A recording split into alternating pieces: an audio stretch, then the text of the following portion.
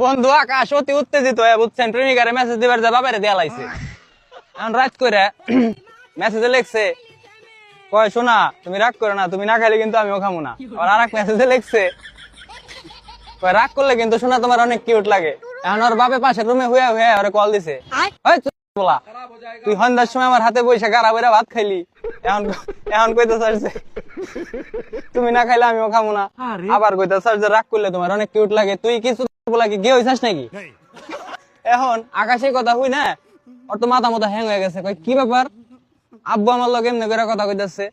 এখন পরে phone check দিছে, ফোন চেক দেওয়ার পরে দেখে কি মেসেজ ওর প্রেমিকারে দিবার দিস হইল ওর বাপেরে।